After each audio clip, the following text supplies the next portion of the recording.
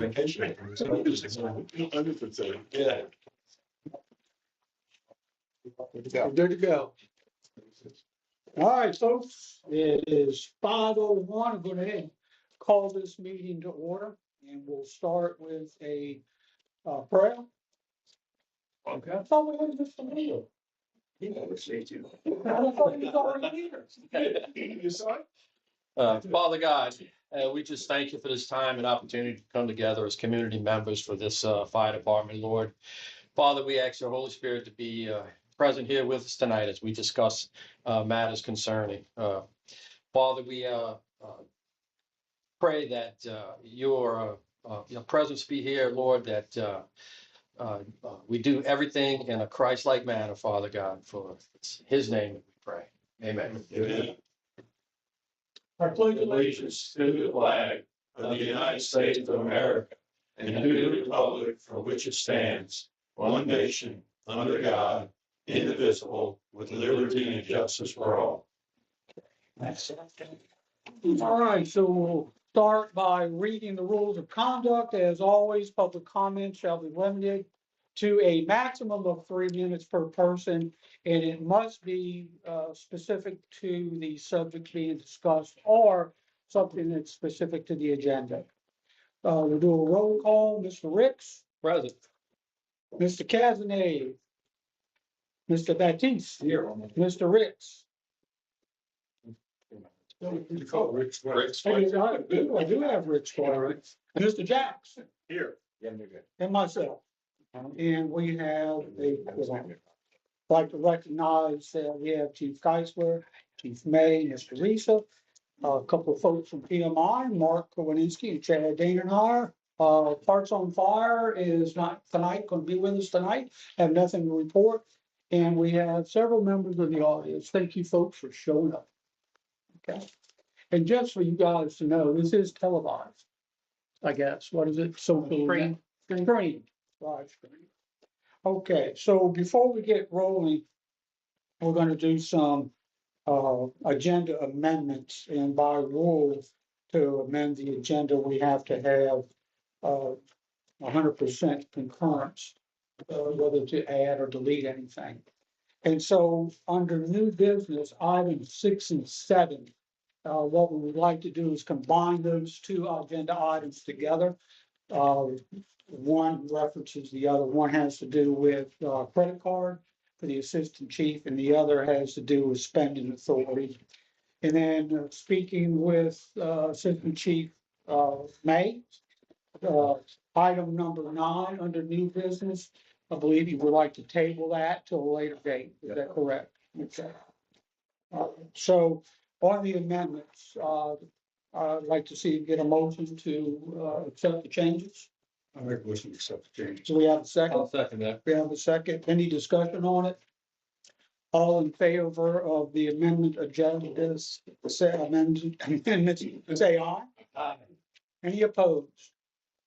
Hear none, so it carries. Next item of business is going to be the approval of the minutes, June 10th, 2026 regular meeting minutes. I'll make that motion to accept the.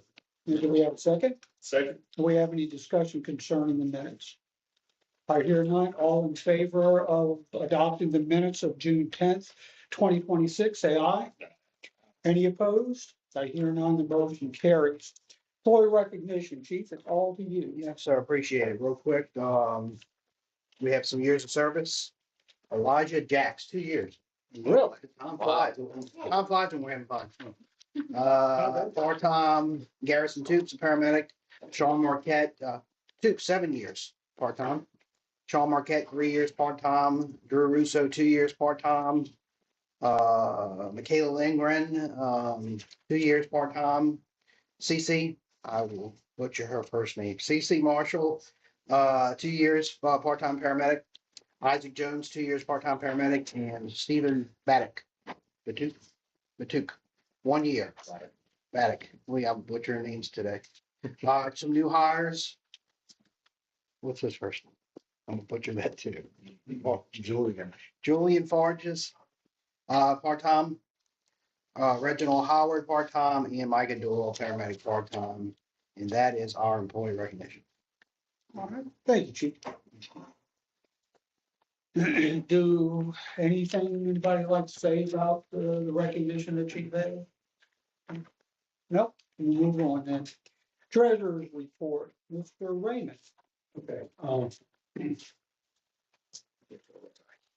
operating account, I'm checking, account summary and the previous balance of, $594,785.85. 48 credits for $460,795.26. 71 debits, $517,775.16. Service charge, $200. Interest paid, $1,191.53. Ending balance of $538,797.48.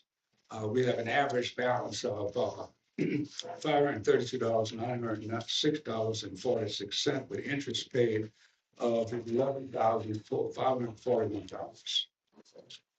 Okay, on the checking account, we had a previous balance of $1,024,096.33 with no credits, 2 debits, $415, and surcharge 0. Interest paid $1,701.90 with an ending balance of $610,794.24. And okay, let me go. Okay. All right, Teresa. I know I had to check that it was high.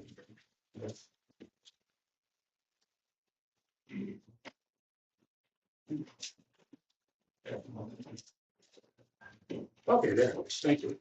Okay, on the checking account, the sinking fund, we have $1,527.71, which it should be our average balance should be no less than $1,500.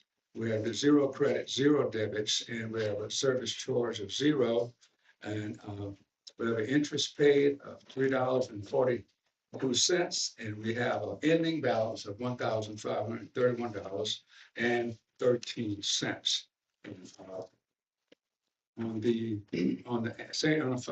checking savings accounts at Whitney operating, we have $514,007.54. Whitney Bank sinking fund, which I just read, and Richard Bank money market, $610,798.23.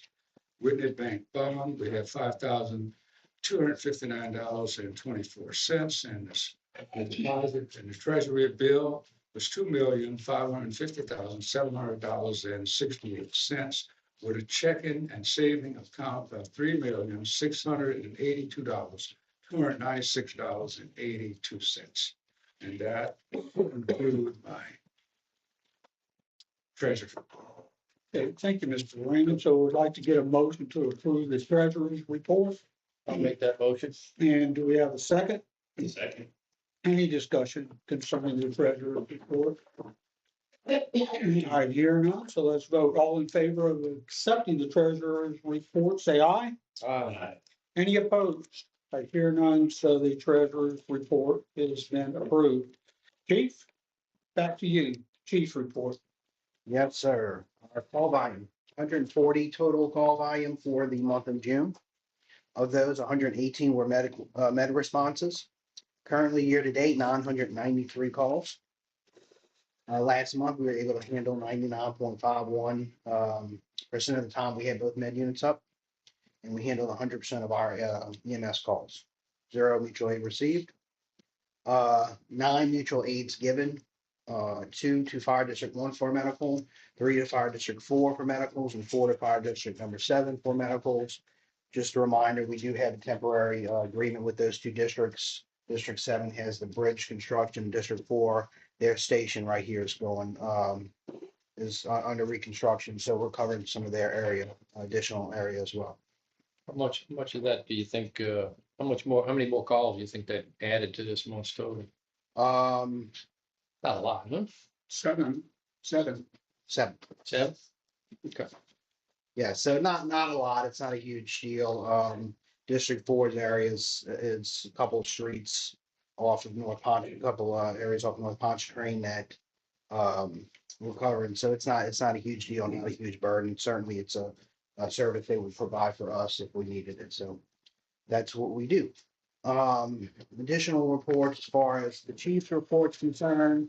Some of the stuff we may touch on in further down the agenda, but I'll just go on to some of these things. Opioid items, we finally received everything under our last round of opioid funding. If y'all are not familiar, we get money from opioid litigation. And so we did purchase several items, which includes a mannequin that was upwards of $24,000, an AED trainer, some CPR dummies, visual laryngoscopes, which are going to be a huge new asset for us. It allows us to see everything on camera versus having to get right up on the patient and using the tool. So it's going to be a huge asset for our paramedics to be able to secure airways and innovate. This allows us to do all kind of stuff as far as innovation.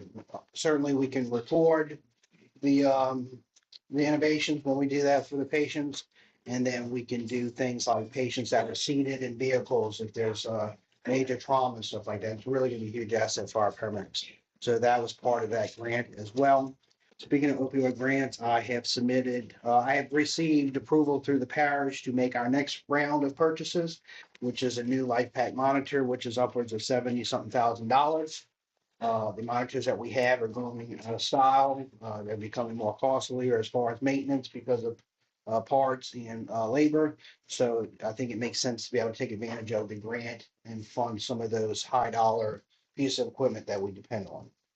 Next round, I tend to at least get another one of those monitors. I didn't want to get too greedy in this round because I know how expensive they are, but I do intend to go for another one. I think being able to get those funded through that grant rather than out of our pocket is important. Did y'all have any questions on opioid grant stuff? Do we have Narcan available for the public? Absolutely. And they just come up. Absolutely. They can come to any of our fire stations. They can come to our admin building 8 to 4 Monday through Friday.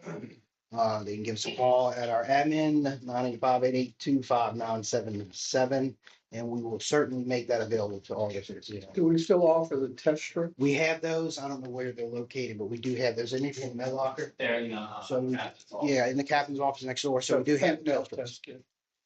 Yeah, we had gotten some over at my church. Put in our medical bag, yeah. It's awesome. Yes, sir. Any other questions with the opioid stuff? That was federal grant, right? The opioid is the litigation grant, so it's actually coming from it was negotiated primarily with, at the time, Attorney General Landry, and now the parish receives the funds. We petition the parish for the funds.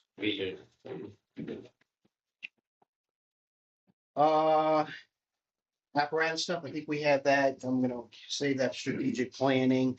Two other things, IDs, I got our ID printer fixed. It was out for a little while, so we're in the process of getting all of our employees new IDs. If y'all want those as commissioners, we'll have those as well. I've added QR codes to the IDs, which will link anybody to the individual's credentials. So I know we've talked about this several times as far as credentialing and billfolds or whatever that would have that stuff. So initially, that's what we're working on. So I can update those, and anytime you scan the QR codes, it'll actually have those individuals' credentials for anybody to view. So that's in the making. This is not last month. It happened a couple of weeks ago, I believe on the 1st. We had an unfortunate incident on the Lake Road, a drowning. I've been here 27 years as far as full-time and reserve time. Probably my first drowning, unfortunately, that we had on Lake Road, but I did want to acknowledge that we had that. The guys on duty did a fantastic job. They got in the water as quick as they could, as safely as they could. District 1 Slidell provided a couple apparatus, a boat, as well as the sheriff's office, and their rapid diver equipment was absolutely essential in helping us find the victim. Unfortunately, he did succumb to his injuries to the drowning. He did pass, but as far as the response, I think it couldn't have been any better, and I'm appreciative of Slidell for providing those assets, Sheriff's Office for providing those assets. There are some changes we'll work on internally. We do want to provide some more life jackets and stuff like that locally on some of these other fire apparatus, to make sure that they're more readily available if we have anything like this. Again, I'm told by one of our volunteers that there is a local business that is going to be providing some life jackets as a donation. I haven't fully squared that away, so I won't announce that officially, but certainly when that does happen, we will recognize that business in our next meeting, and of course, here, social media and everywhere else. So once that comes to fruition. Did you have the opportunity to launch the drone? I did not. We were getting that in place. I was out of my unit at the time because my unit was having some work done. So we did have Assistant Chief May did respond also, and he was getting that in place. The if it were to go on further, it was getting dark, so there would have been a place for the drone as far as thermal, as far as the lighting. So we were getting that in route as well. So really, I think that the primary asset was the rapid diver having the equipment to be able to stay in the water. And in that position, there was a fairly decent current near the bridge, so for their safety, having the breathing equipment was paramount. Luckily, luckily for that incident, the gentleman was able to help save his granddaughter. So if there's any light to that incident, he did save his granddaughter. And I think that concludes my part of the report. Again, there's some stuff we'll talk about later on the agenda. Assistant Chief Mark May. All right, training, at Station 32 for the monthly night drill that FETA puts on is Mayday operations. Majority of employees completed the drill tower. Jamie passed her fire instructor one. For the events, we had a crew speak at the college for that parade day. They said that went very well. We had almost nothing again. We had our fire prevention tent set up. And then per the request, we had a crew help set up for the fishing prepping event on Lake Road. And then we had a med unit do a standby the day of. So that went incident free. And that's all I got for that. So I got a question for you, and I bring it up a couple of times a year, and it's basically over the annual leave. Do you have an idea how we stand with our annual leave? Yes. So where are we? So right now we got 4 employees that are slightly above 300. 3 of them already have vacation scheduled for July and August. 1 employee we can't touch. He's on extended sick leave right now. So we can't do any buyback, force him to take it. So. All right, so we keeping Yes, under control. All right. Good question, Chris. Does anyone have anything for the chief? No. Okay, thank you. Moving on, so Hearts on Fire, I got a message that Ms. Rosa wasn't gonna be here, and she had nothing to report. She's kind of busy right now doing things. All right, so brings us into old business. The first item up on old business is strategic planning. So Chief, I'd like for you to talk about the strategic planning, where we are with that. Yes, sir. I know we have several branches of the strategic planning model, but one of the focus has been on capital improvements, and that is focused on apparatus.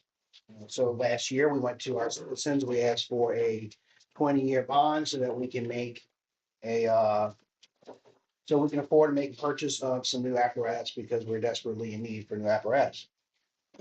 We have finally done that. We have met as a committee, myself, Assistant Chief May, Commissioner Rex, and Jim McQuilkin were part of that committee.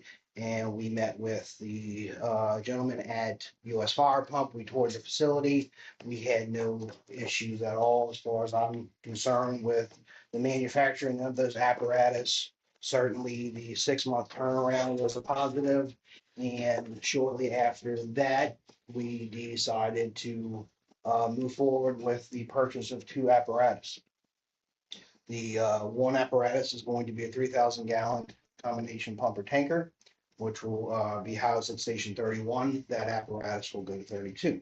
Second apparatus is going to be a 4-door commercial pumper, 1,000 gallons, which will reside at Station 33.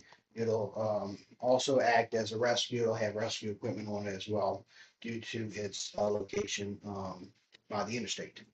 PIL says we only need 1 service truck. I'm not comfortable with just having 1 service truck. We do need apparatus that has extrication equipment. So with that said, we move forward with the agreements to purchase those apparatus. We're given a 6-month time frame, so hopefully early next year, we'll have 2 brand new fire trucks here at Fire District Number 3.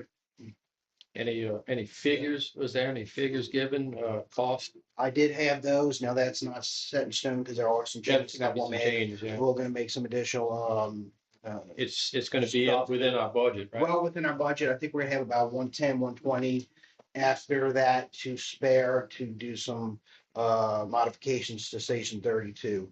Hopefully, that's the plan to do that. So we, I think the cost, I think the location, I think the turnaround, we're in desperate need of new trucks. We've spent a lot of money just on Tanker 32 in the last month. It's on its last leg as far as I'm concerned, and to continue to invest money in that truck is just doesn't make sense financially. So, How many apparatus are gonna be retired once these are purchased? so I do have that answer too as well. I know we're gonna talk about surplus and trucks further on, but we're looking at 3 trucks. Yeah, okay. So I think on the new business, we have surplus, and I will go into that a little bit more detail when we get there, but we are gonna be exchanging, selling, surplusing 3 apparatus at this point. One of those apparatus, Rescue 33, is out of service at this moment. We took it out of service. We've moved a couple trucks around. I think it made sense for us to take that truck out of service. It could be a potential safety issue. It's our oldest That's the apparatus, 40 42-year-old. vehicle. That truck and me are the same age. Is it old now? So it is, I think, beyond time to go ahead and retire that truck, and we've officially taken it out of service as of yesterday. Yesterday, so we did move a couple other trucks. Rescue 31 is our smaller rescue. It'll eventually go into reserve status because we do get credit for a reserve. And Rescue 32 will become the primary rescue at Station 31. And again, the pumper at 33 will have rescue equipment on it as well. The way we design that pumper, it allows us to have more storage on both sides. Typically, fire trucks have hard suction, attic ladders, the 24-foot ladders, but we've designed it where it'll actually go into the truck itself, and it'll leave a storage space on both sides. And so we were confident we'll have room for a lot of extrication equipment on that truck.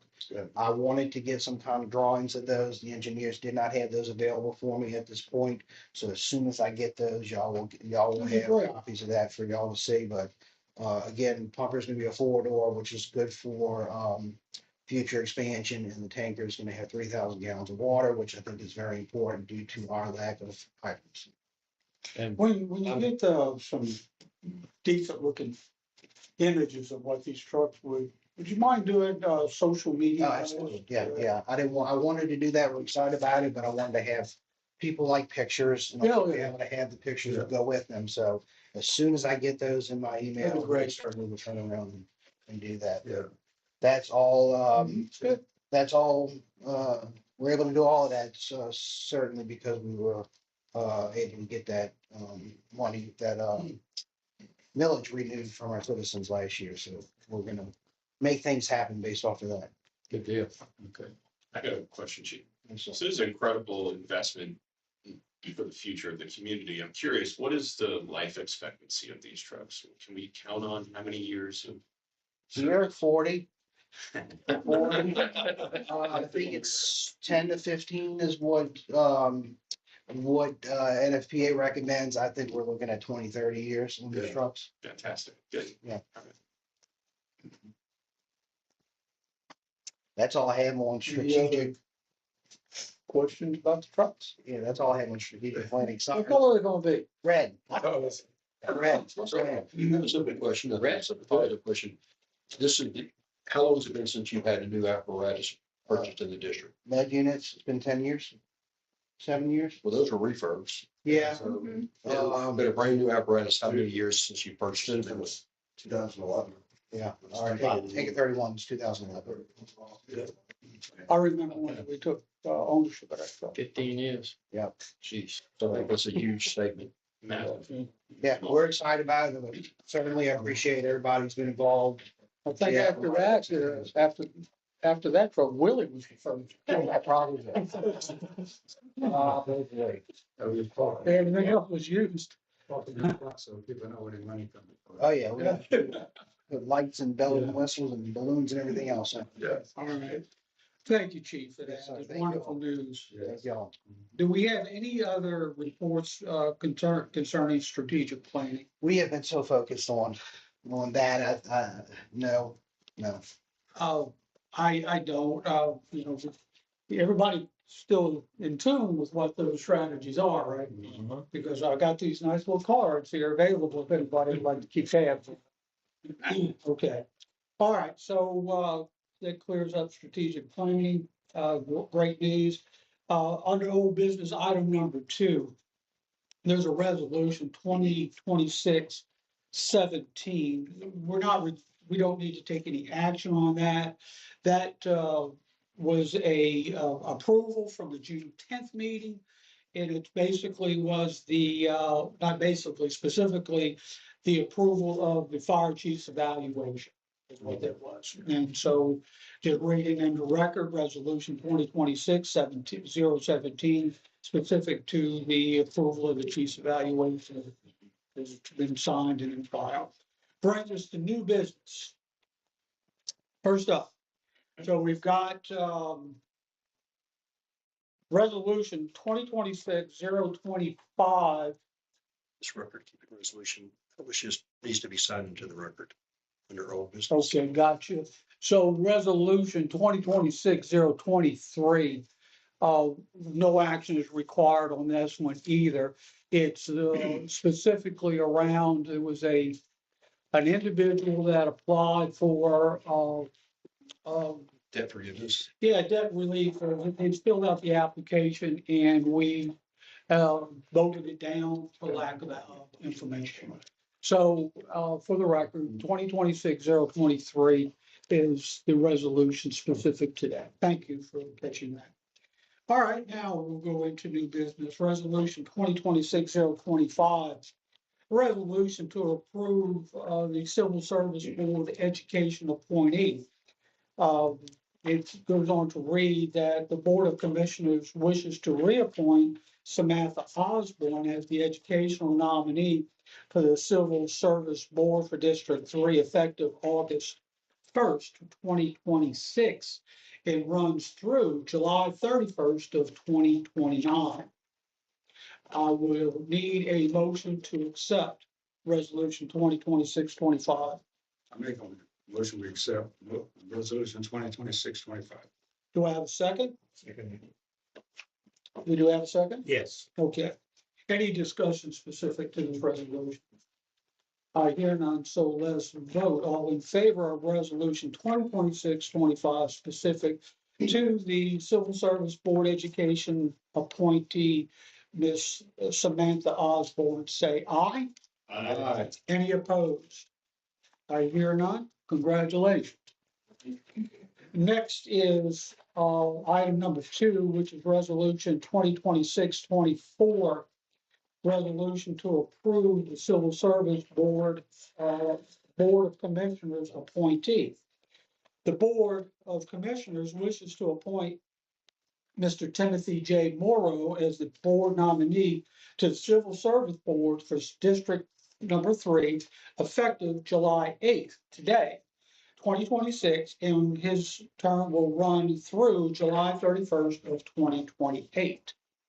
I will need a motion to accept resolution 2026-024, appointing for Mr. Timothy J. Morrow. I'll make that. Sir. We have a second, any discussion? I hear none, so let's vote. All in favor of resolution 2026-24, Mr. Timothy J. Morrow, say aye.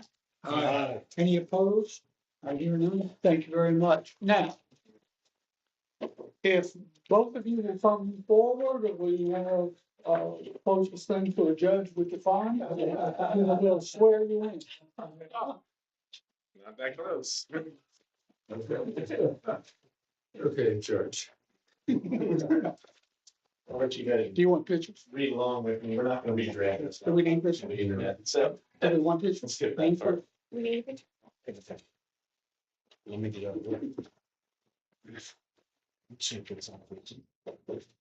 out there. I state your name. Samantha Osmond, Timothy J. Morrow. Do solemnly swear or affirm. Repeat after me if you could. Repeat after me if you could. do solemnly swear or affirm To affirm and one at a time or together. You can say it together. Okay. I will support the Constitution and laws of the United States. Wait, if you could repeat after me, I'm gonna mark it. There we go. All right, do solemnly swear or affirm solemnly swear or affirm that I will support the Constitution and laws of the United States And I will support the Constitution and laws of the United States. and the Constitution and laws of this state. And the Constitution and laws of this state. And I will faithfully and impartially discharge and perform I will faithfully and impartially discharge and perform the duties incumbent upon me the duties incumbent upon me as a member of the St. Tammany Fire Protection District Number 3 Civil Service Board. as a member of the St. Tammany Fire Protection District Number 3 Civil Service Board. And that I will faithfully and impartially administer And that I will faithfully and impartially administer the provisions of the civil service laws of the state of Louisiana, the provisions of the civil service laws of the state of Louisiana, as well as amendments and rules as well as amendments and rules adopted pursuant thereto, adopted pursuant thereto, according to the best of my ability and understanding. according to the best of my ability and understanding. So help me God. So we got There's a several sheets that you have to sign because we have to keep some here. We have to send off to the state. There's a bunch, so we need to make sure we autograph all of these. And I'll notarize them all for you. So, Do you want us to do it right yeah, now? good, that'd be good if you got time. Yeah, take care of it. Reese, yes. Thank you. Welcome back and welcome aboard. Thank you both. My pleasure. Thank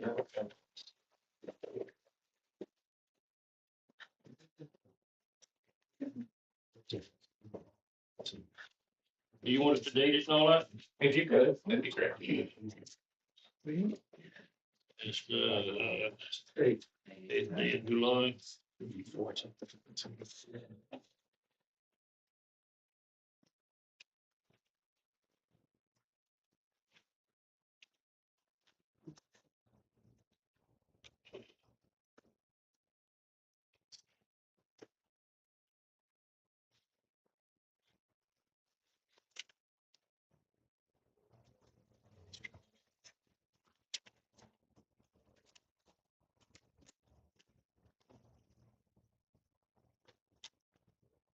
Thank you.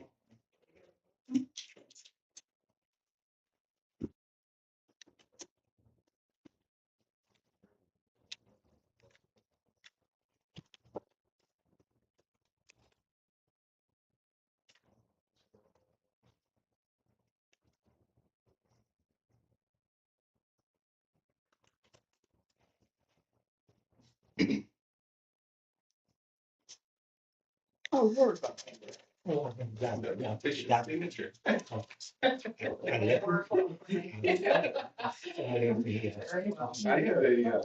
have an initial signature that I do that way, but not my official. Is this one need to be signed? Chad, is this one need to We be? have 850 employees and we have to sign the checks every 2 weeks. 850. Yeah, Tim. Well, it's It's a long story. I know we couldn't use it. Couldn't use any of the computer transfers, any of that stuff. We had to give everybody a check. I mean, how many guys you got? Hmm? How many people, how many guys, son? I mean, how many people? 800? 852 people. How many people you have signed? It's me. Took me 3 days. It took me 3 days just to sign checks. You can sign one more, Mr. Simmons. No. He said, "Okay, you would say." They wouldn't let me. I would. You can't do this thing. Mm-mm. To put that in perspective, we were dealing with a bank here in New Orleans, in the New Orleans area. And, the bank here flooded, so a bank in Houston accepted they didn't have any information because the computers were down and all that stuff. So they wanted everything to be, manually done so they could keep track of everything. Okay. All right, we got them all legalized. Great. One more, Mr. Timothy, you missed that. Gee. That's why I'm here. I guess It's a little less than 800.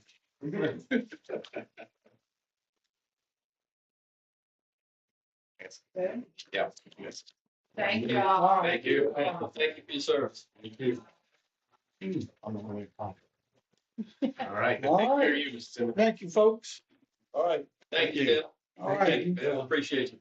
The next on the agenda is item number 3 on the new business, which is financial assistance. And just to frame it up, at the June 10th meeting, Mr. Riggs, Mr. Adams agreed to evaluate the department's financial assistance program and make recommendations to that program.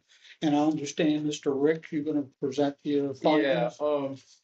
Mr. Jackson and I, had quite a few conversations and, we met, last week and, we came up with a few things. We kind of looked at the whole process of how the debts are being collected.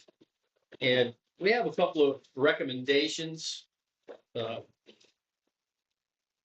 suggestions, we looked at the process and how everything's collected between Coronas and Miss Teresa here. And it looked like a circular thing, and we sat down with Miss Teresa, and she explained to us how debts are being collected directly by Coronas, which, if you could correct me if I'm not wrong, but she could collect money here, which she would have to then send it to Coronas to record it, and then it's sent back to her to be deposited. Okay. Can you maybe explain it to us? I didn't write it all down, but. I can accept money here. Mhm. I deposit. I send copies of what I receive. Okay. It's for them to notate. Okay. So I don't see, if they get a check, they mail the check to me. They don't do anything with the check. Gotcha. And I deposit. Okay. So what Adam and I looked at, it seemed to us to be a little complicated. So Adam and I came up with the question, we are paying Coronas to do all of the bill collecting for us, billing and the collecting, but yet we are collecting here at the office also. So our question maybe to you guys is, and Adam and I looked at it, and correct me if I'm not wrong, everything that Coronas collects comes to you, and then you have to deposit it, right, to the bank. They rarely get anything. It all comes to me. Yeah, it all comes to her. So in this process, if we could possibly have Coronas direct deposit for us as they collect, instead of having them collecting and sending it to us, and then we deposit it, can Coronas deposit directly for us? And that would, we're going in a direction with this because, we as the board, we don't want to become a bill collector, debt collector. We're paying them to do everything for us, but yet we are collecting here and they are collecting there. try to streamline the process, if we can direct everything to Coronis before even anything goes to the state, if they could deposit directly, could that possibly happen? Do we authorize them to deposit for us? So I guess my first question, make sure I say it, you're talking about receiving payment on the uncollected amounts from Coronis that they've already medically billed for, correct? Yes. So this would be the net, this is the money, or these are the debts that would go to ODR if they're not. No, this is the first level of the billing. So they make a call, they go out on a call, they submit what they did on the call to Coronis. Coronis devises the bill and sends that to the patient. Yeah. But the Cronus is also billing Medicare, Medicaid, or private pay Right. on your behalf. Are they collecting that money and depositing, or are they sending that money here?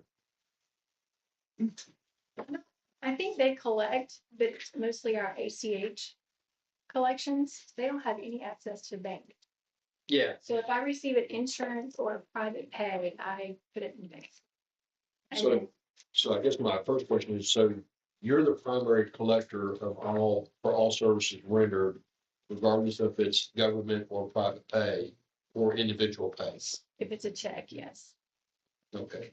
So the bill gives them a method to pay via ACH. The insurance companies will tend to pay via ACH. Correct.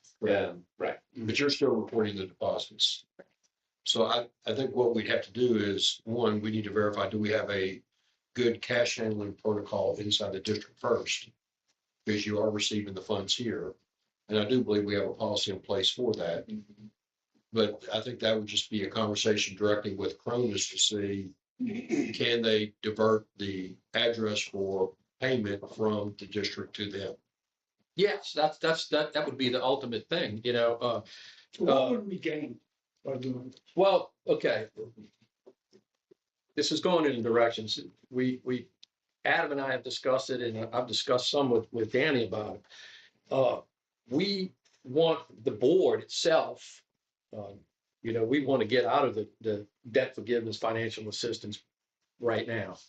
And so to streamline the process, to give it to one person, have them, we're already paying Coronis, let them handle that, portion of it. So that, we eliminate all of the hands, going back and forth, streamline the process. That's all we're recommending, if we could do that. Because it was quite confusing for me and how it was all done, and so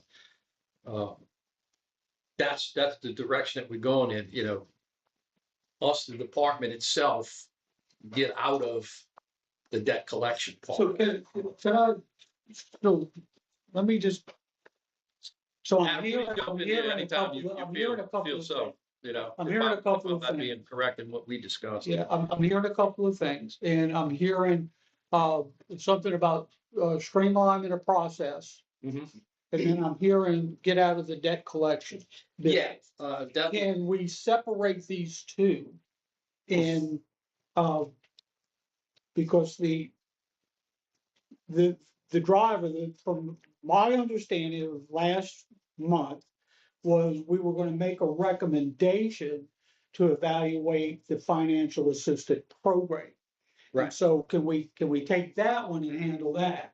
And then talk about streamlining processes second? okay. Or do they have to be discussed? at the So same with time? regard to that, it's our recommendation, what Adam and I came up, that we get out of, as a board, to get out of the debt forgiveness and financial assistance program and to direct everything to Coronis and ODR. The reason being is that it would take everything subjective out of the process. Does that make sense? And take it out of our hands, anything subjective, until we can come up with a program that's fair and, eliminates anything subjective. So my understanding is the ODR requires you to send the two notices in advance of them receiving. But the pay. even this has nothing to do with the ODR. This is when they get, there's a financial assistance application. So if a person wants to apply for financial assistance, they can make an application to the department. The department gets that and tries to make determination based upon the information they provide. Historically, what we're not able to do is determine whether the person really needs financial assistance. We never got enough information.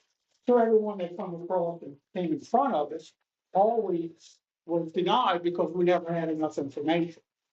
So it has nothing to do with the ODR or Coronas for that matter.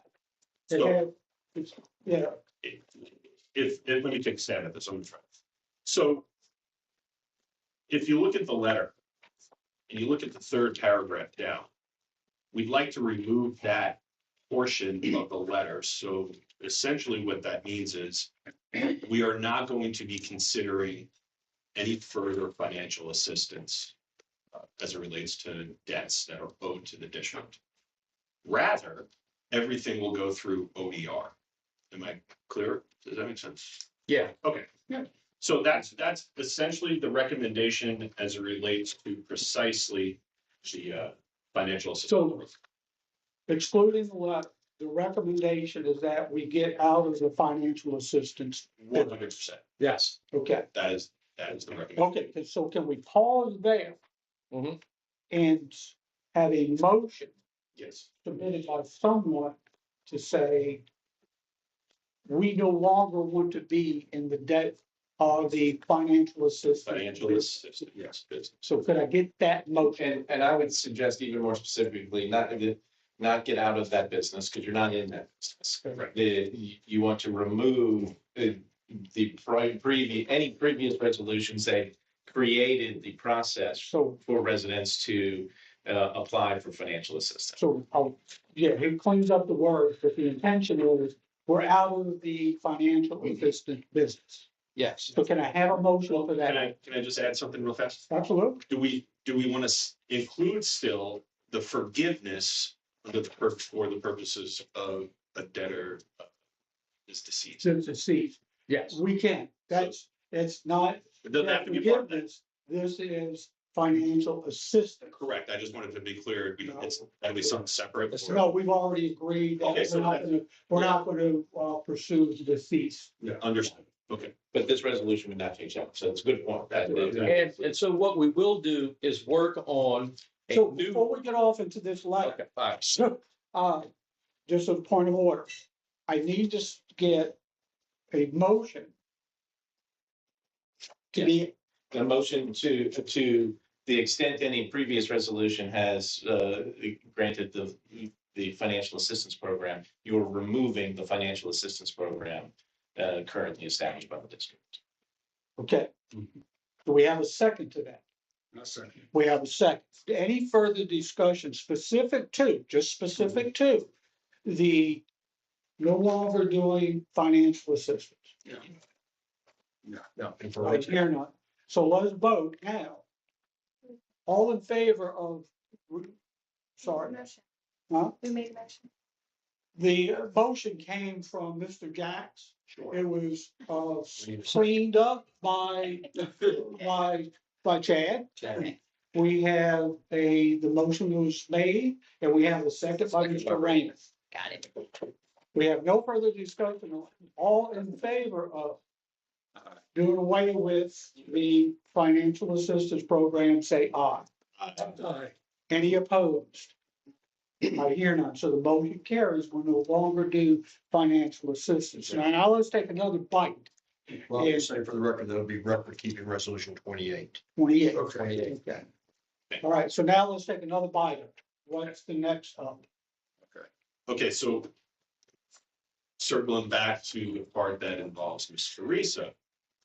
The question was, because the way I understand the process, if Coronas collects a debt on our behalf, the district behalf, they do nothing with that debt other than package it up and send it to Ms. Teresa for purposes of deposit. If they get one, yes. If they go. Yes.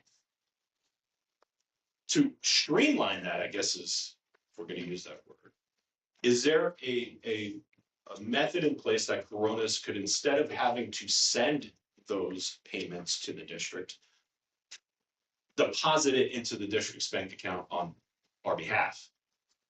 That was the question. Yeah. If that is not a possibility, that's fine. We were just curious if it was something that we could set up with Coronas, just to eliminate having them to send it to us. If they're collecting the debt on our behalf, they could deposit the debt. I would say we probably want to review the agreement with Coronas first to see if there's provisions to do that. And then report back to you, because I don't know if the agreement executed, that is the parameters established in the agreement. I don't know yet. So that is the question. So let me ask this question. How do they manage a credit card? So it was, somebody calls them up, pays with a credit card. How do we get the money? Corona says credit card. I think they actually have a third party, because we do get billed on paying. Okay, so a third party credit card processor processes that credit card, and then how do we get that money? A check or is it wired or? It is actually to Coronas, I guess. So The how do only we thing get it? that I How do see we in get it? advance, So if somebody pays with a credit card, they pay Coronas. They Okay, pay. Coronas somehow processes that credit card either internally or by third party. Then when the funds are collected, how does it get back to us? I normally don't know about that one. I just see a global payment and. And so do we ever get a check from Coronas? So we get deposits from, in our bank account from the credit cards? They do by global. Okay, so they got a way. They have a way to do something with global. So Global somehow gets the money into our account. So I think that we need to understand that, Well, I'd say two things. One, we need to read the current agreement yeah, to see if it's even doable. If it is, does that renegotiate the fee with Coronas? yeah, so, And then three is, now we pay Coronas directly from the district, I believe, for services. Are they going to cut us a net check, or do they still cut us a gross check? And we still pay them based on our agreed to service fee. So there's really three potential elements to consider when you look at reallocating the deposit. yeah, I think there's really, we don't have enough information tonight to make that determination. Well, my first to do concern, that. this would really be more a Chad question, is I think you'd want to have a legal review of their agreement to see if it's even feasible. Yeah. Because we've already agreed to something that has established this current method. They've, in their contract, if I recall, was pretty extensive. And they outlined all the things very clearly, what they do and what they don't. So the threshold issue is may, right? I mean, so may we do this? And I believe that clearly you can, but you may, because you're already doing it with electronic deposits. So the question is, can a third party make deposits into the fire district's bank account? And I don't think that there's any issue with that. One thing that we do need to check and see, maybe they already do it under your contract and we're just not, we logistically never exercise that part of our agreement. But two, since they're already doing some electronic deposits, in theory, we've already kind of cleared that they're okay with handling our funds. But with checks, we need to make sure that they have cash in, they have handling processes that are okay for the government entity. And so we'll check on all that and we'll report back to you next week. So the May is yes, do the other processes set up, can we? Then that's a different question. Well, I think the third would be, do they adjust their fee? And if the adjustment is more prohibitive than making the change. Sure, yeah. Sure. Yeah, we don't have those answers as we sit here today, but I think they can be explored. I'm sorry. But, in looking at all of this, it's like, that would be one less thing that the office has to take care of here. People want to walk in and say, look, we have a company that does the billing. Here's all the information. Credit card, check, cash, I don't know about cash, they're gonna be able to accept cash, but this is how they get paid, how we get paid, this company right here. The easy alternative may simply be, you need to make a credit card payment. If I We don't could, accept checks. That may be Well, easy. before we get off into all those, Right. working those, I mean, let's because my view, Danny's view, just Danny's view. We get the bill sent out and we get our money back. I'm happy. The process, how that occurs is really not important to me. I know streamlining things, it makes sense and all, but, you know, before we go to doing a lot of things, I'd have to, how many times do they have to send us a check in the mail? It's very rare. Very rare. So we're creating work on something that's very rare. We do there is a way to get money from Global. And that's all the credit card deposits. So we got deposit track right there. So there's ways to do it. So it seems like there's something that occurs that doesn't occur a lot. And if we want to change, it seems like there's a way Mhm. that it's happening. So whether, somebody's okay with us Correct. moving the money.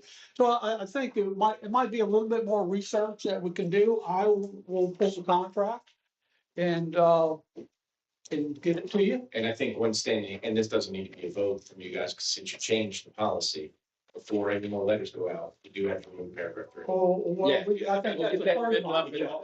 Let me review it, yeah. So I think that's a third one. Yeah, that's, All right, so what I'm hearing, we're gonna do some work on can Coronas do it? Is it worth doing some other things, right? On moving checks. And if it's a process, I really would say we defer to them, to the admin, and Yes. say, here's a potential process improvement. Do it if you like. Don't do it. Because we don't need to be in the business of dictating what their work processes are. my next statement was going to be, would it be fair to defer those kind of decisions to administration and Teresa? Work for me. Yeah, I have a tendency to agree with you. I don't care how the process, I mean, we just looked at it and it just seemed complicated. And it looked like there would be a way to streamline it. So it's totally up to you. But we're not, Michael's burning to say No, something. I'm just gonna say, I might speak on behalf of Teresa as well. The few people that come in to pay, that dynamic of people are gonna be the same people that go and do all their banking in the bank. So I think for us to defer them to a credit card payment, to defer them back to Corona's, their website, this link, this QR code is probably gonna be more of a headache. The few people that come in are of age for the most part, and they're just willing to write a check. And I think it's probably easier in the whole process, in the whole scheme of things, for us to just keep the check. Yeah. Just my input. I would say back to resolution 2026-028, that also includes the amendment of this letter to strike. Yeah. I'm not ready to get off into this letter thing yet. So this is just to remove. I know, I get it, but I think we're gonna have some more discussion about this letter. Okay. All right, so letter. okay,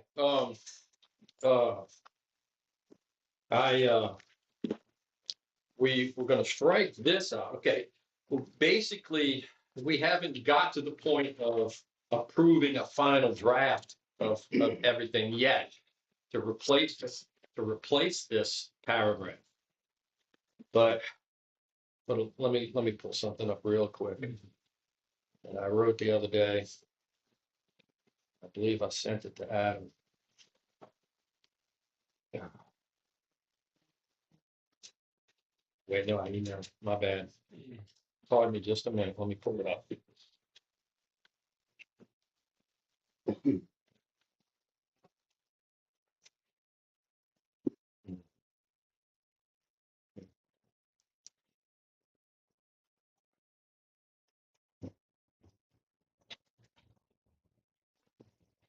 Where's it?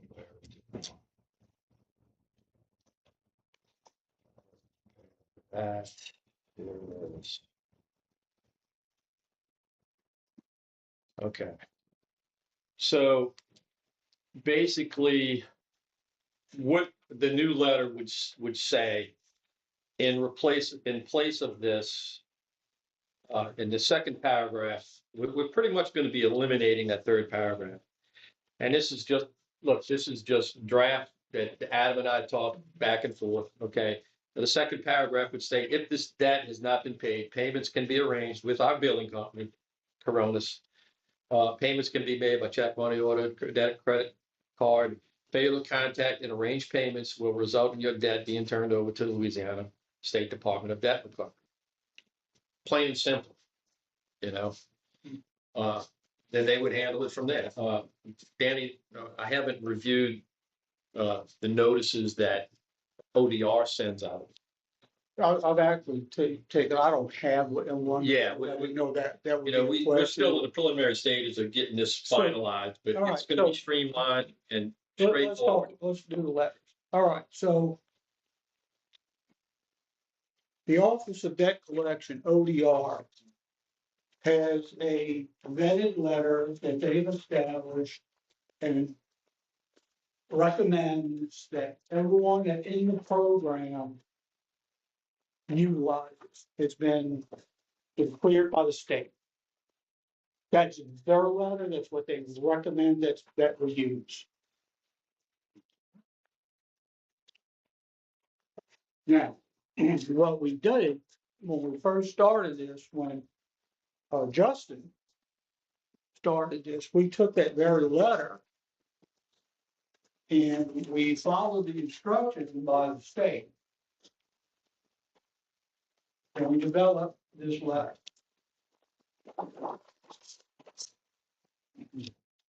As you can see, essentially the only thing we did, we put their recommended letter and put it on our letter. It's exactly what they said we should do. Those letters went out and it gave some of the debtors some heartburn. Debtors said, it's cold, it's this, it's that. It could be, it's a debt collection letter. I don't see where that's ever a pleasant thing. But then we changed it to the letter that we have here. That Rick's is, I'm certainly okay with taking that paragraph out.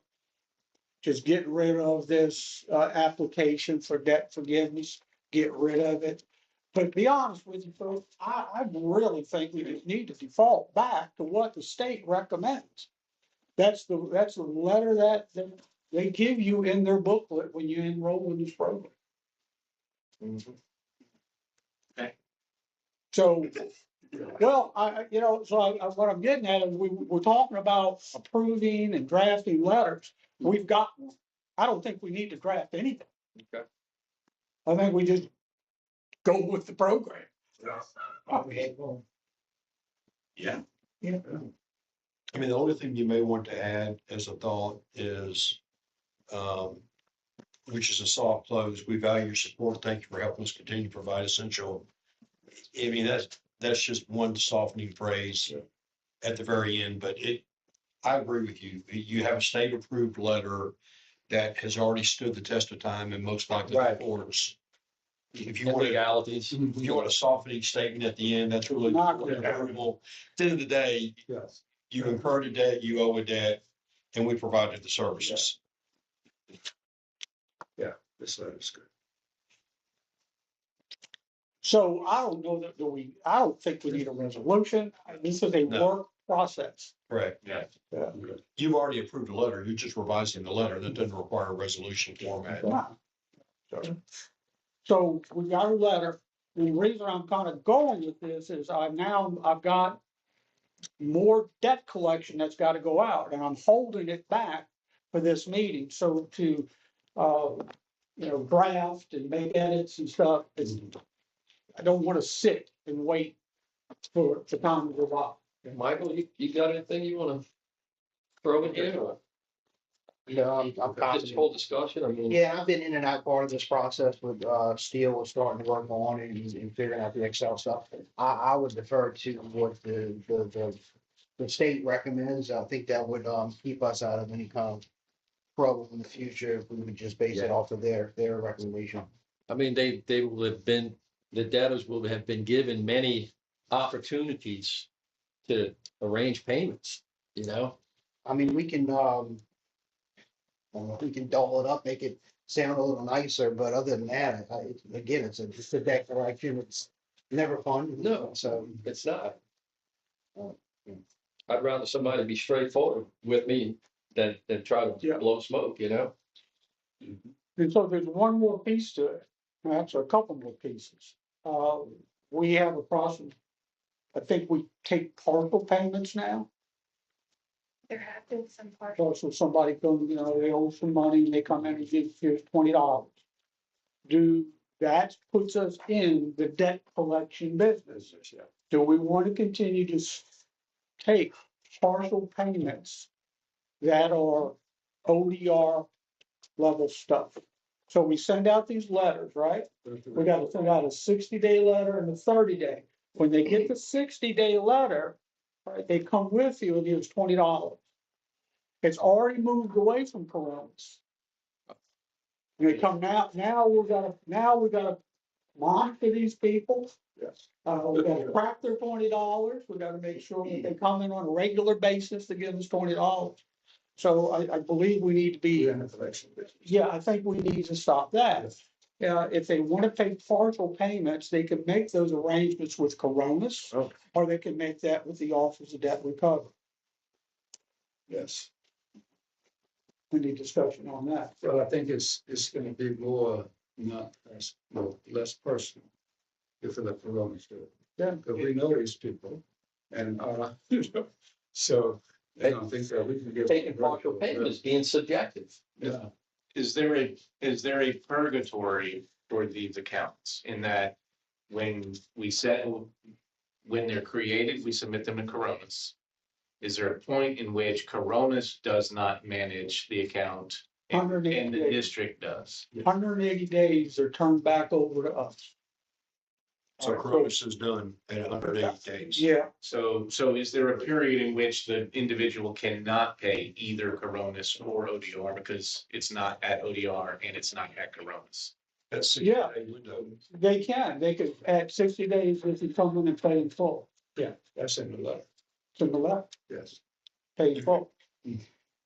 We're not gonna put them on the payment plan. It's just another thing that somebody here has to manage. I don't know, there's 2 or 3 people that's done that.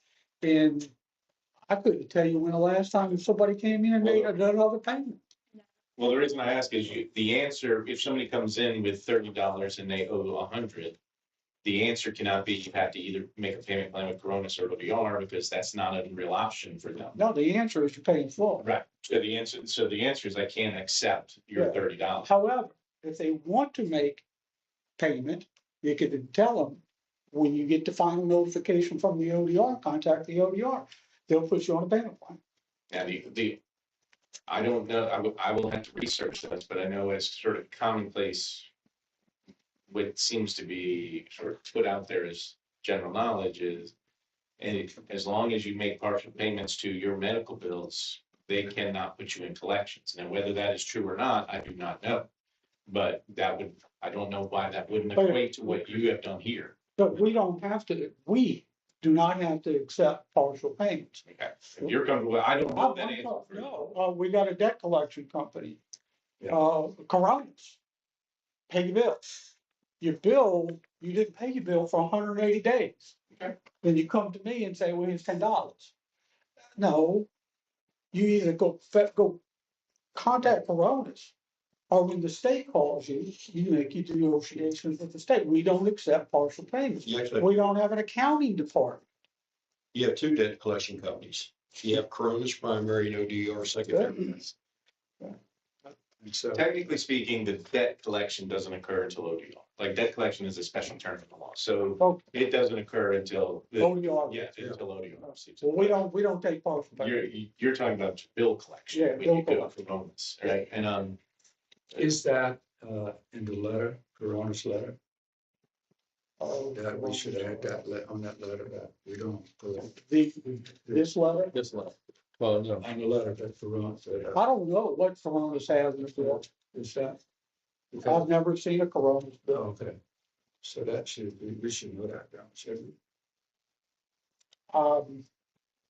I don't know. Is it, I mean, it's a question to ask, if Coronas accepts partial payments, Yes, you know, if they are collecting partial payments after 180 days, or they're not collecting after they they turn everything over. at over us, 180 have days. 180 days. I mean, could it be arranged if they're making partial payments to not turn it over at? Oh, at 180 absolutely, days? absolutely. That might be the option. No, absolutely. That's, if they're making, they're not, they're this at 180 days of stagnant, Okay. nothing has So occurred. if they make a partial payment to Coronas, then That's fine. it's not gonna get turned over to ODR. The question comes in is after they get their letter from us saying, if you don't pay it in 60 days, you're gonna get turned over to the state, and they run up here with $10. And that's with the idea that's gonna smoke us off. So the process is already in place. The process is And they have for partial payments. all right, we're not gonna take partial payments, is that right? Hmm? We don't take partial payments. That's what I'm asking. Yeah, the department itself, All right. Coronas does, right? Well, but it's not a stagnant payment turned over to you if you establish a partial payment plan with Coronas. Yeah, right. So you're not getting the outstanding balance of an established partial payment plan in with Problem Coronas. solved. So you're getting true unrecovered debt that has not been negotiated with Coronas before it comes to you. That's my understanding. That's exactly right. So your question before you, I believe, is in a true unrecovered debt, say it's $1,000. And they walk in here and say, I want to pay $50 a month. Your question is, do you accept that and get into the partial payment business? Or do you say, we accept payment in full, or this will be submitted to ODR? That's really your question. Well, yeah. Could you refer As I back to understand it. Coronas? Huh? I would have to, I would refer them back to, if they came in with 50, if they're getting a letter, that means they haven't paid anything to anybody for 60 to 180 days. If they come in and say, hey, my debt's 1,000, I'd like to pay 50, I think the thing is, you say, okay, any payment plans, we don't accept, contact Coronas quickly. Because if not, it's in their hands, everything's in The there. reason I'm pushing this, she has to be able to say something. Teresa has to say something when these people come to the door. Well, I think you And say, so you simply tell them, it's in with the building company. And, if you can set up a payment plan, contact them. If not, it's gonna continue in their hands, that way. And I think it also works that if they do set up a payment plan with Coronas, say they make an agreement to pay $50 a month for X amount of time. And they do, and then they stop after so much time, I think that process starts over again with them, but I would just simply tell them it's with the building company. All right, so let me ask it this way. That is another work process. Can we allow the administration to figure this out? I'm asking the board. This is a work process. Is this something that this board has to solve?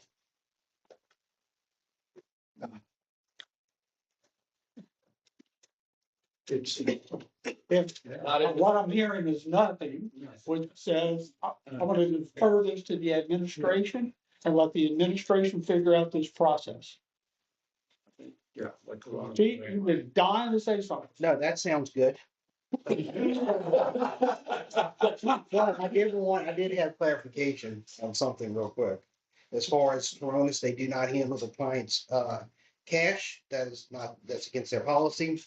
Credit cards go directly to us through that third party vendor, Global. And any checks they receive come to us for deposit. They will not direct deposit. Okay, yes, okay.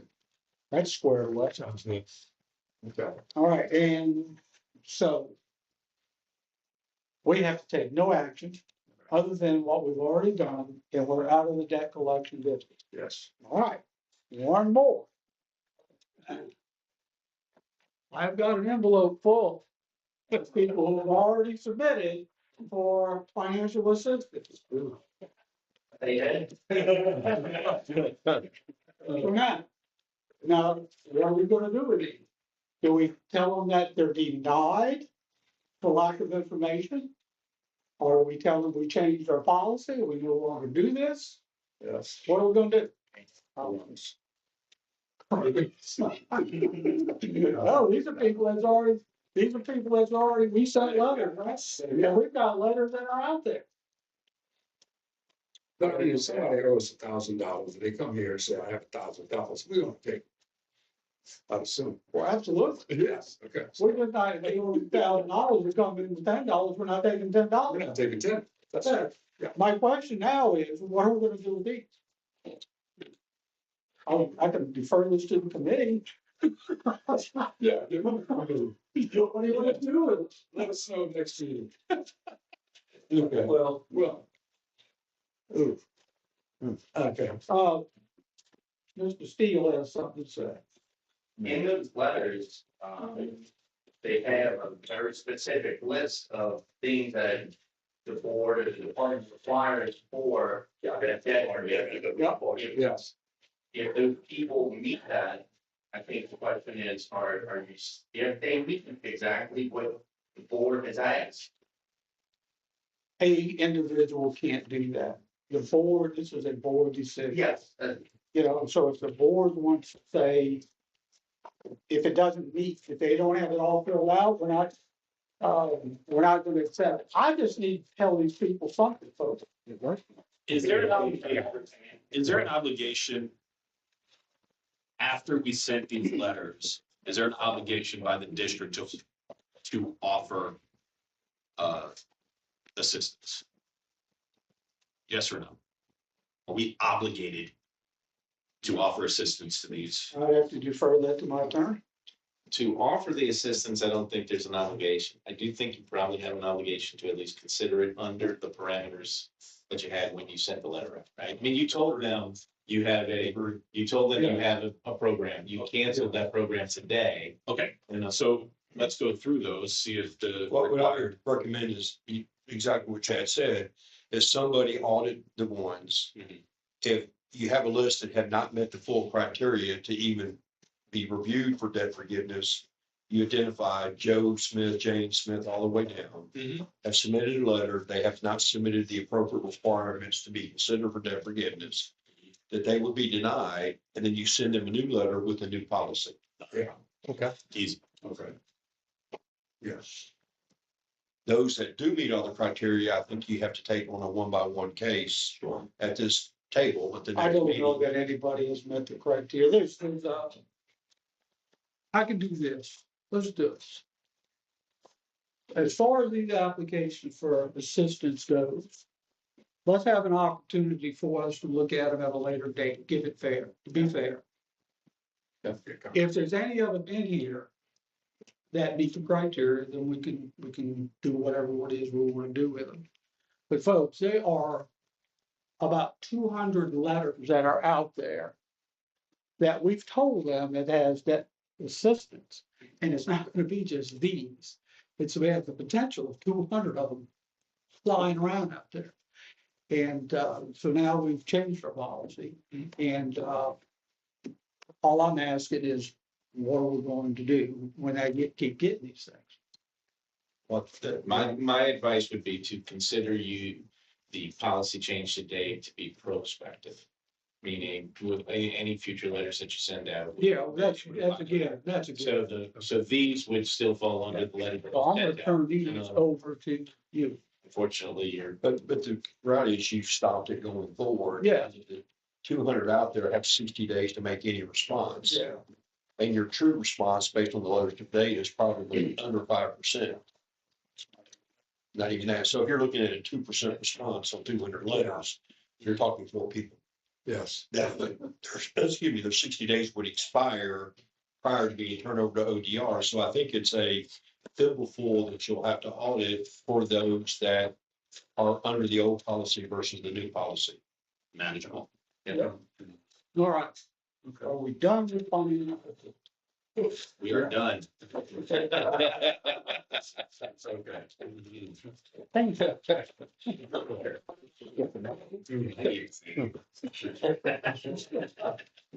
Item number 4, fire chief evaluation.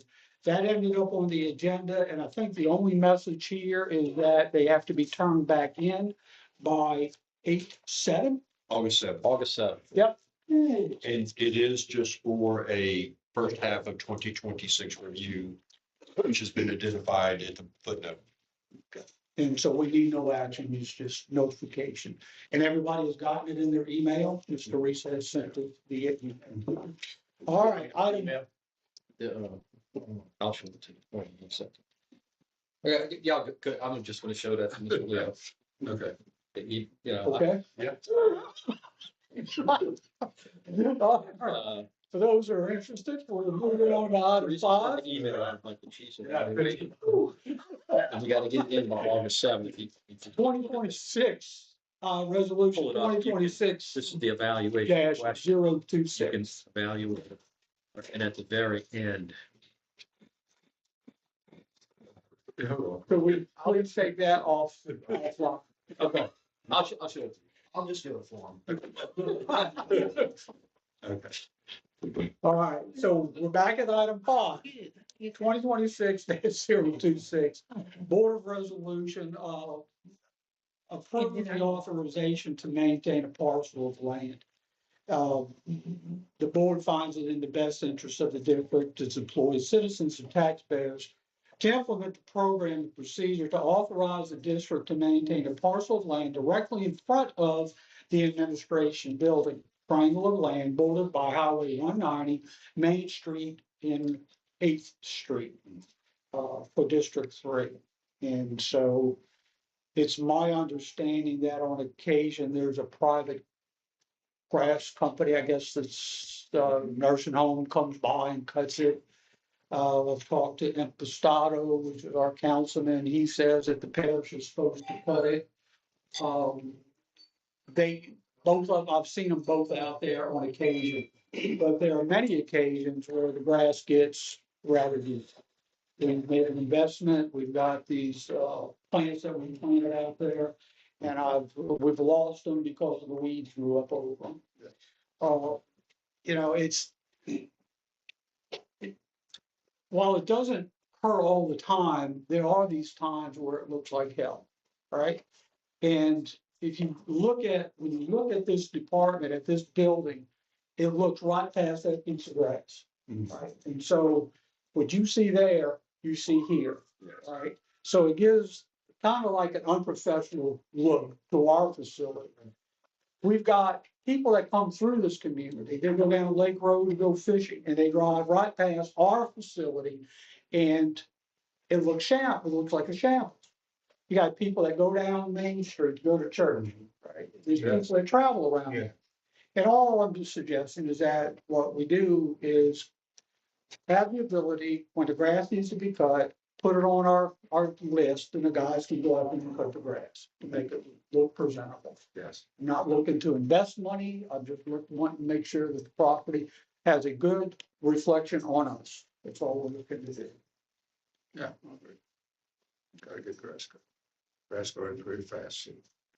Okay, so I'd like to see if I can get a motion to adopt 2026-26, the authorization to maintain parcel of land. I'm gonna make a motion that we do 2026-06. Do we have a second? I'll second that. We have a motion and we have a second. Any further discussion on it? I hear none, so let's vote. All in favor of adopting the property, say aye. Any opposed? None. Okay, so now we move into 6 and 7. So we have resolution 2026-27, resolution to approve and to authorize Assistant Fire Chief signature resolution of the Board of Commissioners of St. Tammany. They find it in the best interest of the employed citizens and taxpayers to implement a program procedure to approve, authorize the signature of authority for the financial services for Assistant Chief Mark May with a spending limit not to exceed $10,000. And so for clarity, This is to also provide a credit card to the assistant chief. Which the former chief had as well. He formerly had it. Okay, just It's basically you're converting what was with former Chief Gilliard to Chief May. okay, so do we have a motion to approve 2026-27? I'll make that motion. We have a second. I'll second. Any discussion? Yes. All right. Is this specific, are we gonna get on the spending limit? Is that specific to this resolution? Yeah, the $10,000, Michael, is specific to this, this resolution. Okay, I would like to, it's at 10, I think that's what it was prior to, with the previous assistant chief. It is of my opinion that if Mark Bay has to fill in for me, if I'm absent, if I'm out of town, and there's a need for him to spend more than $10,000, he can't do it.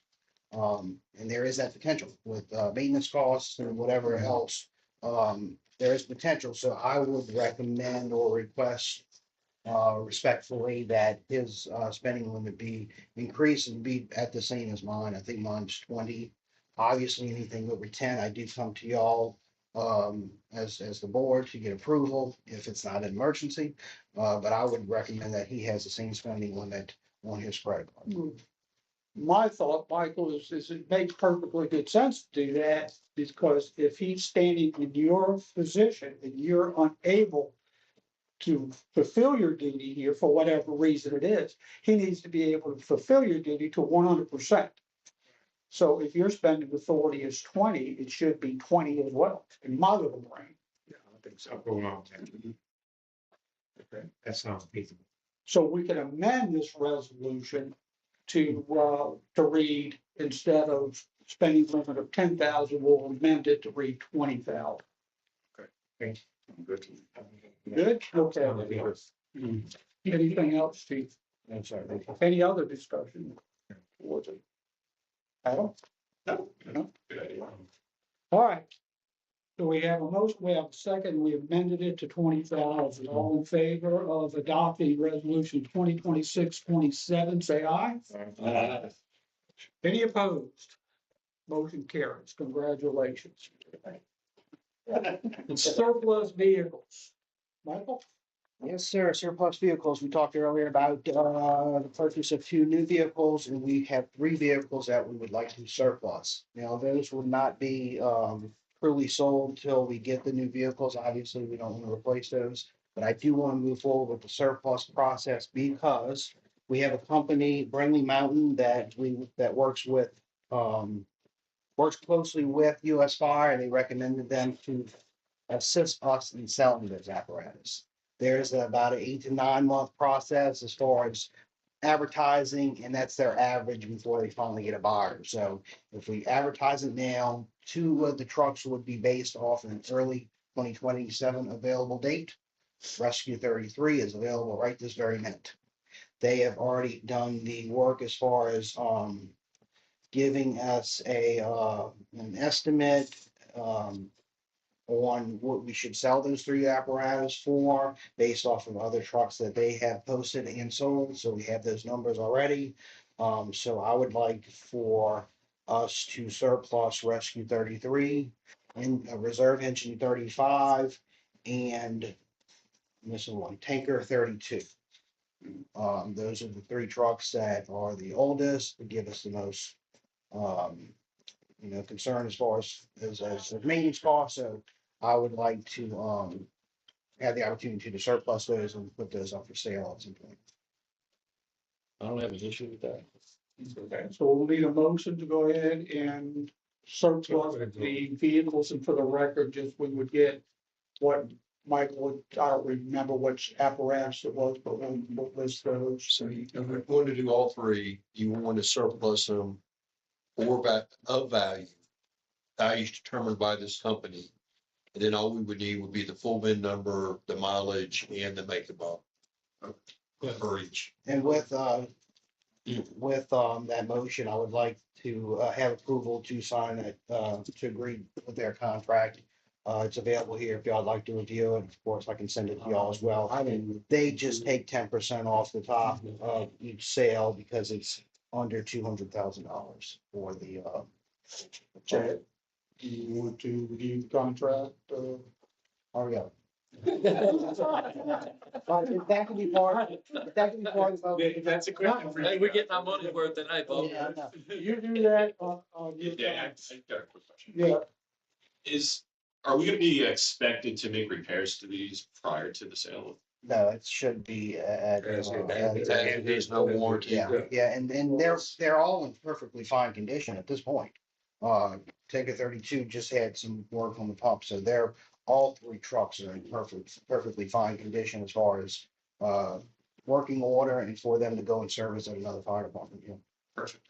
Did you have an estimate of what they valued them at? Rescue 33 was 20K and the other two trucks were 50.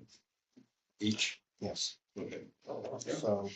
and it'd be clearly stated on these, when that service company that you're dealing with, it is very clear as is. Yeah, that'll all be fine. And there's gonna be 100 photos of each truck and, Would it be details. like on consignment or,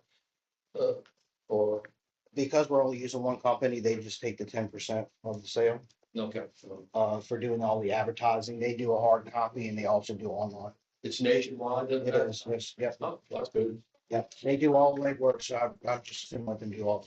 Okay, so we have a motion. Yes. We have a second. Second. Any further discussion on it? I hear none, let's vote. All in favor of moving those particular apparatus to surplus, say aye. Aye. Any opposed? I hear none, so the motion carries. And that will be keeping resolution 29. All right, then we got item 10 is moving the date for the November 11th meeting. So Chief sent me a note the other day and he noticed that our board meeting scheduled for November 11th lands on Veterans Day. It's a recognized holiday in the department. So those guys are scheduled off. If we do reschedule it, I would like for it to be very close to that 11th date. If it slips past the 11th, we'll be knocking at Thanksgiving. Yeah. And that 11th is the November is a pretty critical month to get our business finished. So, we don't want to be going into December with a lot of things carrying over. So, if we do agree, I'd like for us to move. All right, so I'll need a motion to reschedule the board meeting for November 11th. I would make the recommendation to move it to the 9th, which is the day before. Okay. The 10th. I'm sorry, the 10th. I'm Yeah, sorry, the 10th. That's Tuesday, the 10th. Do we have a second? Any discussion? I hear none. All in favor of moving the November 11th meeting to November 10th? Say aye. Aye. Any opposed? I hear none. Motion carries. Now we need the motion to That would adjourn. be resolution 30 for record keeping, and just for note, that would now be a special meeting, not a regular board meeting. Okay. All right. Got it. And motion to adjourn. I'll make that motion to adjourn. Second. Second. All in favor? Aye. Any opposed? There we go. Yeah. That was a long, 6:30. Okay, yeah, look.